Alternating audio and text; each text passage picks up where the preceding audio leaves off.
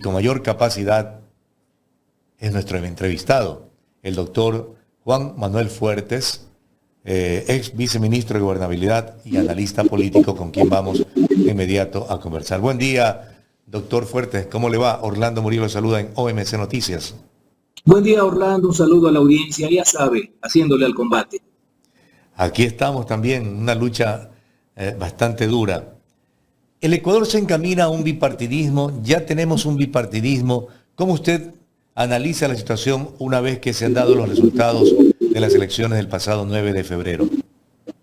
Bueno, mire, una característica del escenario del mundo democrático occidental es, entre otras, la polarización política que se encuentra instalada.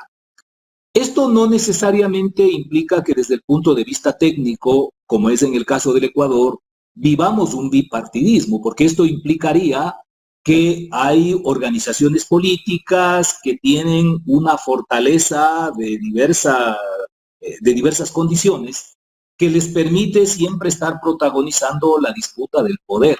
Y esto en el Ecuador no existe. Sin lugar a dudas, hay que reconocerlo con absoluta claridad, el correísmo sí es una fuerza política que se encuentra instalada con raíces muy profundas. Y en el otro lado, como en la contraparte de la polarización, siempre hay un rival de turno.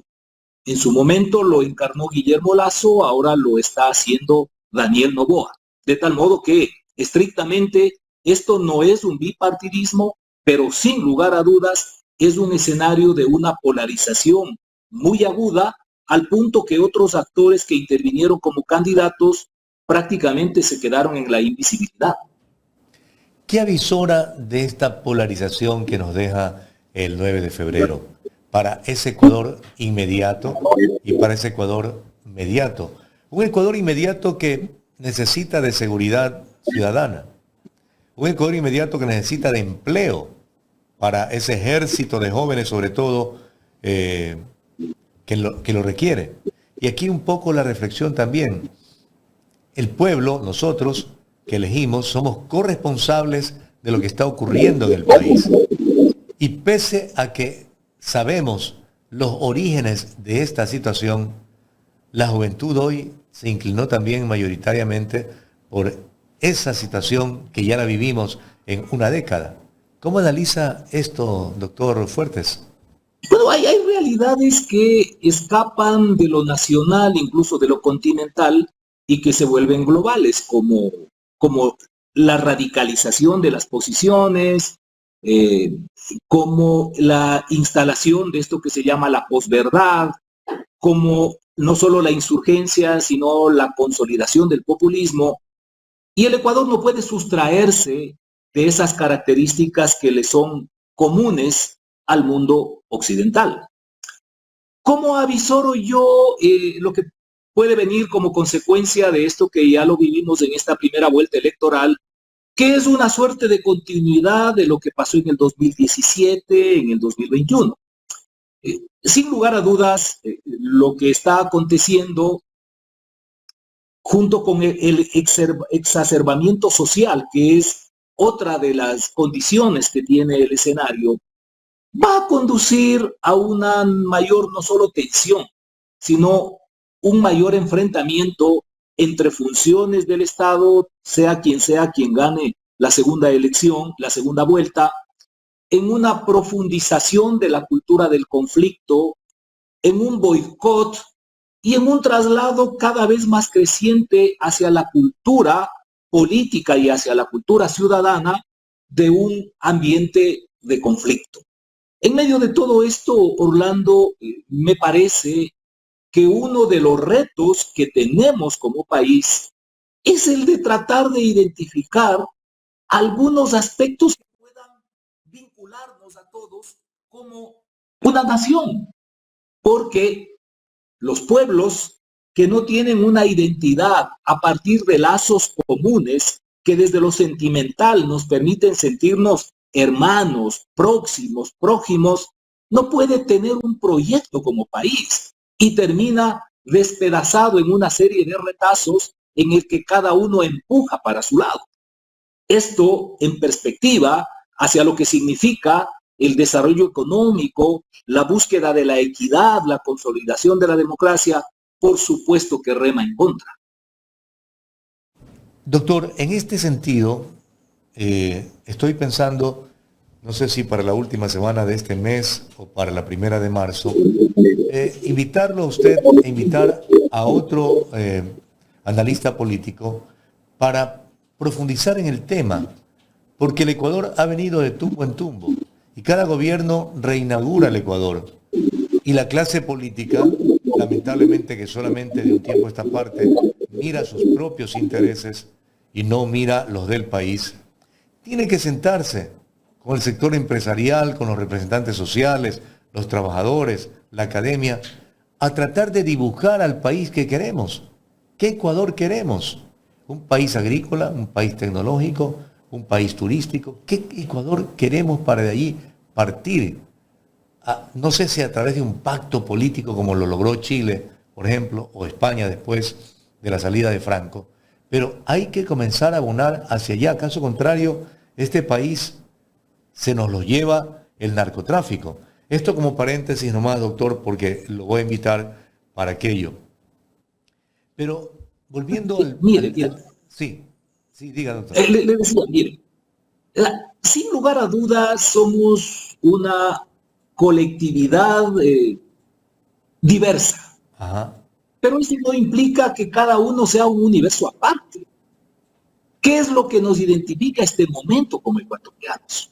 A ver, antes, cuando existía todavía pendiente este conflicto con el Perú y se provocaban algunas escaramuzas militares, nos uníamos a partir de ese problema sintiéndonos parte de un todo que estaba siendo agredido. ¿Hoy qué tenemos? Cuando le va bien a la selección de fútbol, nos sentimos parte de eso. Cuando le va bien a Richard Carapaz, o a Daniel Pintado, o a Sandra Morejón, o a la chica Dajones, o a la chica Palacios. Pero por fuera de eso, independientemente de las diferencias, ¿qué nos hace sentir comunes como parte de este país? O sea, yo creo que una urgencia que tenemos como Ecuador es delinear aquello que nos haga sentir comunes en medio de todas las diferencias. Es decir, ¿qué nos hace sentir con un sentimiento de nación que nos conduzca en medio de todas las discrepancias a tener no solo acercamientos, sino acuerdos que sean, en la medida que resultan comunes, los que permitan impulsarle al país desde una condición de identidad? Pero lamentablemente, a diferencia de lo que pasa con otros países, Orlando, yo tengo la sensación de que no somos una nación.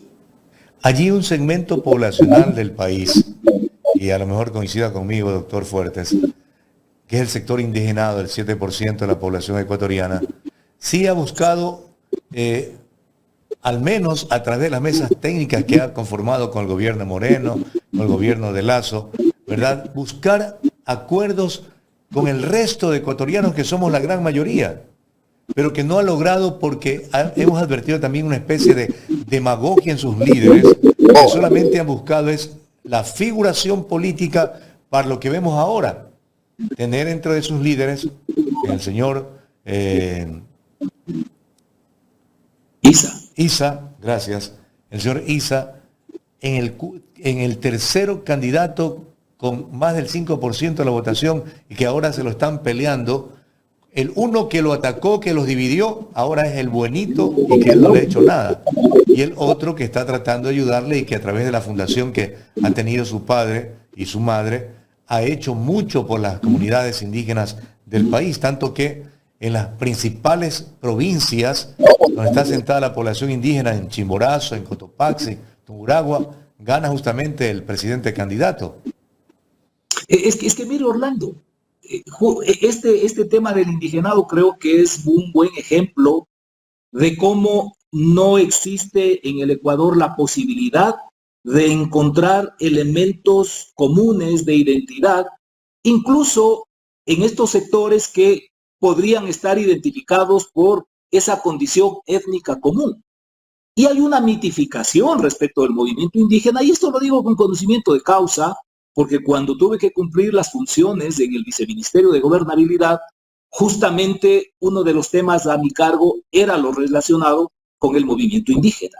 Y usted, Orlando, ahí encuentra una cantidad de divisiones. No es cierto todo aquello que de la Mashua a Maquilla a Mayuya. No, eso se vende bien para la leyenda, para la literatura. Pero en la realidad terrenal, sus dirigentes se mueven por otro tipo de motivaciones. Yo he hecho referencia al estudio que hizo un politólogo acá en el país sobre la candidatura de Yacu Pérez. Resulta que siendo un candidato indígena, los datos concretos reflejan que ni el 50% de los votantes de las comunidades indígenas sufragó en favor de Yacu Pérez, lo cual da la pauta de esta falta de identidad, de causa común que existe. Y en el caso del señor Issa hay que reconocer que tuvo una estrategia muy efectiva, porque él es esencialmente un hombre violento, pero terminó vendiéndose como un tipo no solo chévere, sino hasta tierno a través de esas caricaturas y demás. O sea, hay que reconocer, insisto, el mérito de la estrategia, lo cual no quita la realidad profunda.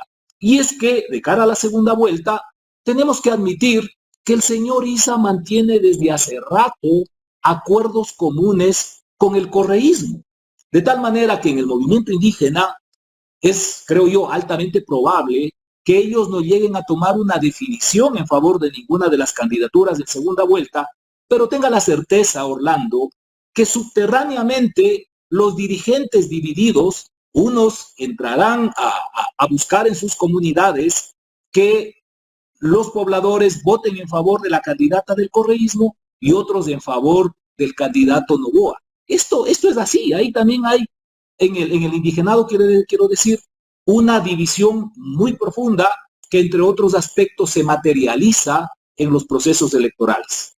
Y eso que usted acaba de indicar, doctor Fuertes, se lo pregunté también al ingeniero que hace encuestas, Antonio Tramontana, lo ha de conocer, un hombre muy reputado por los resultados que sus encuestas tiene. Y él me dice que una de las cosas ciertas es que el voto no se lo endosa, y lo comprobó aquí en Guayas y particularmente en Guayaquil con el voto de Jaime Nebot, que pedía se vote por la candidata que él puso para la alcaldía, de ingrata recordación para nosotros, y que no fue la totalidad del voto de Nebot para ella, sino que al menos el 50%, de tal suerte que aquello de buscar en Issa el que busque que esos votos del indigenado vayan para la candidata correísta, yo creo que tampoco va a ser tan cierto, como usted bien lo acaba de analizar.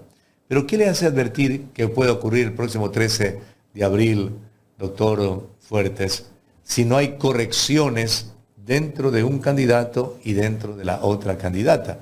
¿Y quién está más expuesto a perder más dentro de esta lid electoral? Es complejo la proyección, porque el resultado de la primera vuelta es extremadamente ajustado, yo diría que hasta imprevisto. Me parece que hay que diferenciar lo político de lo electoral. Y si bien desde lo electoral el presidente Noboa alcanza el primer lugar, yo estimo que esa ha sido una derrota política, porque él tenía condiciones para alcanzar la presidencia en una sola vuelta. Pero bueno, las cosas están dadas así. ¿De qué va a depender mucho en estas circunstancias? Doctor, perdón, ¿qué cree que interfirió en esa decisión del pueblo de no darle en la primera vuelta el triunfo? Los errores que ha cometido el gobierno y sobre los cuales no ha existido la sensibilidad y mucho menos la voluntad para aceptarlos y para rectificarlos. Pero Porque recuerda hay también una... que le hicieron carga montón a él. Era el mal de la película por la falta de luz, por la delincuencia, por meterse en la embajada a sacar al santo de Glass, en fin, una serie de situaciones. Claro, pero Orlando, este es el juego político. Y en el juego político influyen mucho las percepciones, las imágenes. Y en materia estratégica uno tiene que dar exclusivamente las batallas necesarias. No involucrarse innecesariamente, ni mucho menos tener victorias pírricas. Es decir, ganar a cambio de grandes costos. Eso no es correcto estratégicamente. Y creo que no le hace bien ni a este ni a ningún gobernante esta tendencia que existe a mantenerse un entorno que les coloque en una suerte de burbuja, que les impide verificar los errores y desde allí no incurrir en ellos, o si se han equivocado, asumirlos y rectificar como es del caso. Y esto pasa factura. A mí me parece que estratégicamente ha sido innecesaria la forma en que ha disputado con la vicepresidenta de la República, porque pudo llegar al mismo resultado sin necesidad de tener una confrontación así muy grotesca. Esto de enajenarse de adversarios que para una eventual segunda vuelta siempre se va a requerir, como lo que pasó con Construye, como lo que ha pasado con el expresidente Lazo, me parece que desde el punto de vista de la contienda política era indebido que llegue a determinados puntos. En todo caso, hay que admitir, volviendo al tema de la segunda vuelta, que quien más cuidado debe tener, quien resulta más frágil en estas circunstancias, es el presidente de la República. Porque en la medida que el gobierno se equivoque, eso puede tener otro tipo de repercusiones y va a ser en un tiempo relativamente inmediato entre lo que ocurra, el fenómeno, es decir, una equivocación, y la fecha de las elecciones. O sea, allí debe haber un timing que se maneje junto con una estrategia, yo diría, perfecta. Porque sí existe el riesgo, hay que anotar, Orlando, no todos los votos que ha obtenido el señor Noboa son votos duros. Hay gente que seguramente porque veía que otras opciones no tenían ningún chance de tener un desempeño importante numéricamente, terminó votando, digamos, por economía electoral o por el voto útil que suelen llamar por el señor Noboa, no porque estén convencidos de él. Entonces, si es que llega a cometer como gobernante equivocaciones que sean explotadas, sobre todo mediáticamente, sí corre el riesgo de perder esos votos. Hay que buscar cómo baja el ausentismo y esto te traslada en una simpatía que a su vez termine en un voto a favor. Pero en términos generales, yo diría que quien más riesgo corre en estas circunstancias, por lo ajustado del resultado de primera vuelta, sin lugar a dudas, es el presidente Noboa, y ahí se requiere que exista muchísima sabiduría en la estrategia, muchísima disciplina, tomando en cuenta además que esto tiene que reconocerlo, esta organización política no es una estructura, y algo que ha demostrado el correísmo permanentemente es que su trabajo territorial le da muchos resultados. O sea, tenga la certeza, Orlando, que ellos a las 6 de la tarde del domingo de las elecciones ya estaban activados, preparándose, buscando cómo en sus territorios, cómo hacer para en esta segunda vuelta tener éxito. Y allí el movimiento del presidente Noboa tiene serias carencias porque realmente no es una estructura. Entonces, la estrategia tiene que compensar esas deficiencias. Doctor, qué grato siempre conversar con usted y le agradezco su comparecencia y sus opiniones, que son las que nos permiten orientar a nuestra gran audiencia a través de las redes. Un abrazo, fuerte estrechón de manos, y estaré pendiente de la invitación para hacer un diálogo con otros de los analistas del país para tratar de conformar o dibujar al país que quisiéramos. Un buen día, gracias. El agradecido soy yo, Orlando, con usted y con la audiencia. Un buen día. Son las 7:55. Gracias al doctor Juan Manuel Fuertes, ex viceministro de Gobernabilidad y analista político aquí en OMC Noticias.